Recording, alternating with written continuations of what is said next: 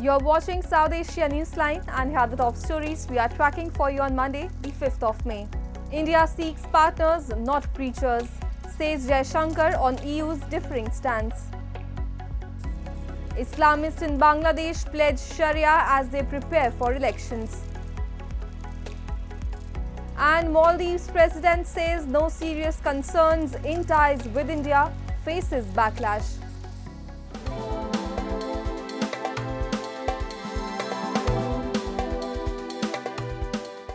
And now for all the details.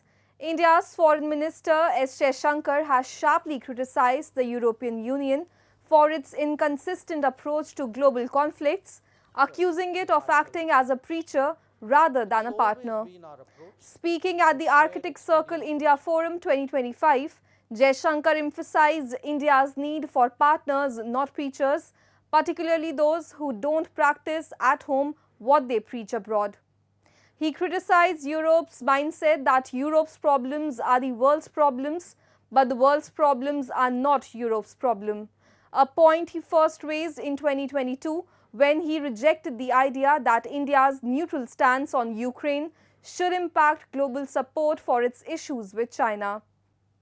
The remarks highlight a growing frustration with Europe's perceived double standards, especially as the EU calls for restraint in India-Pakistan conflict while actively supporting Ukraine against Russia.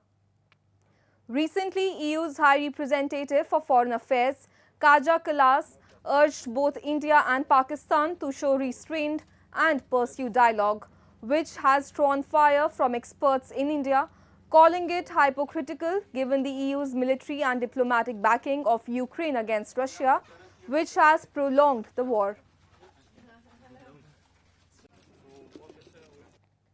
And as tensions run high between New Delhi and Islamabad, reports have suggested India has initiated work to boost reservoir capacity on Chenab River at 2 hydroelectric projects in Jammu and Kashmir, a move that breaks from decades of treaty restrictions. We have a report. With India putting the Indus Water Treaty signed with Pakistan at abeyance, a Reuters report has said New Delhi has also begun the work to boost reservoir holding capacity at 2 hydroelectric projects in the Himalayan region of Jammu and Kashmir. Quoting sources, the report said a reservoir flushing process to remove sediment began on Thursday, carried out by India's biggest hydropower company, state-run NHPC Limited, and authorities in the Union Territory.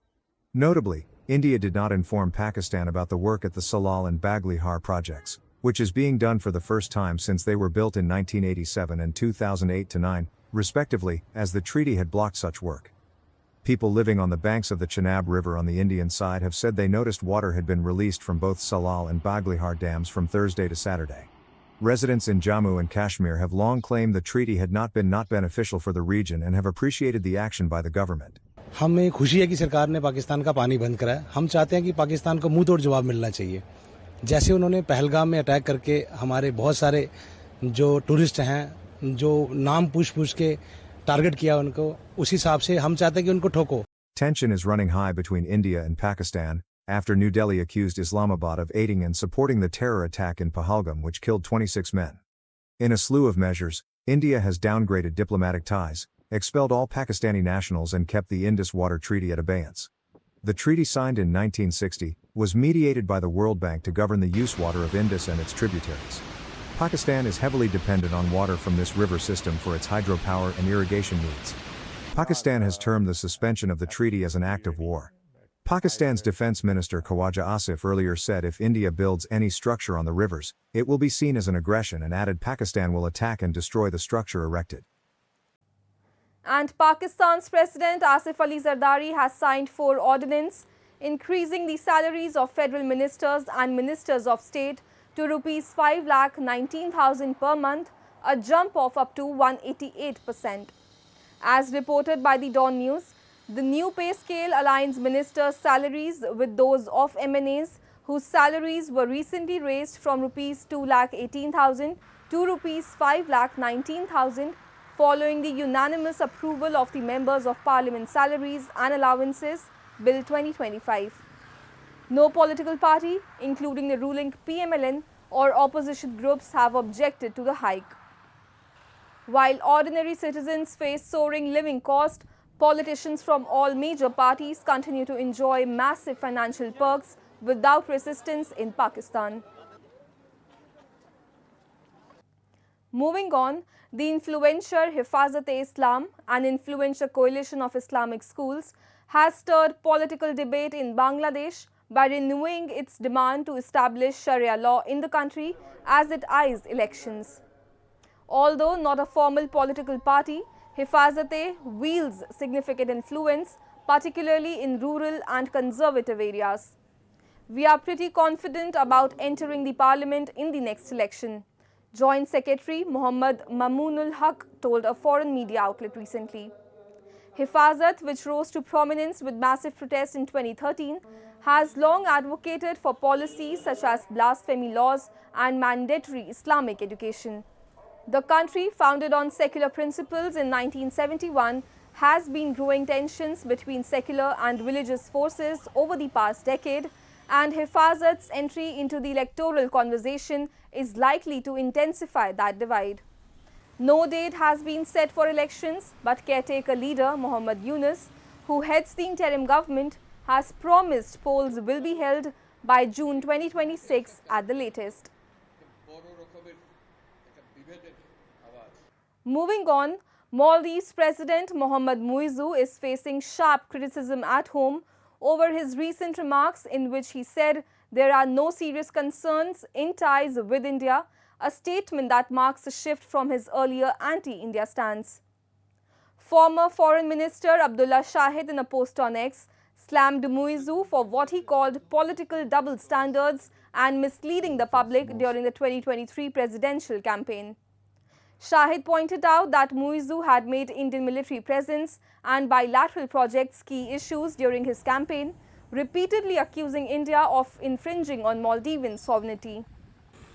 Shahid accused Muizzu of damaging Maldives' global reputation by spreading fear and distrust. The ties had also downgraded last year after some ministers from the Muizzu administration made derogatory remarks against India's PM Modi during his visit to Lakshadweep Islands. The Maldives government, however, distanced itself from those remarks. At the time, many Indians on social media claimed that they had cancelled their planned holidays to the island nation. And Nepal's House of Representatives has issued a ruling urging the government to initiate high-level diplomatic talks with India over the mysterious death of Prisa Shah, a Nepali B.Tech student at Kalinga Institute of Industrial Technology in India's Odisha, who was found dead in a hostel room on 1st of May. This marks the second death of a Nepali female student at KIIT within 3 months, raising alarm in Nepal's parliament. Speaker Devraj Ghimire directed the government to pursue dialogue with India to uncover the truth and provide legal assistance to Shah's family, calling the recurring deaths of Nepali students abroad a serious issue tied to national responsibility. The incident of mysterious deaths, one after another of students who had gone abroad to study with dreams of bright future, is deeply concerning, Ghimire said. The earlier death of Prakriti Lamsal on February 16 at KIIT sparked protest, with students alleging harassment by a fellow student and inaction by the university. The accused was arrested, but lawmakers now question if these incidents are coincidental. Former Education Minister Devendra Paudel demanded a serious investigation, noting Shah's death hours after speaking with her father. Independent lawmaker Amresh Kumar Singh criticized the government's silence, alleging bias as Shah hails from Madhesh. As per reports, approximately 1,200 Nepali students are currently enrolled in India's KIIT.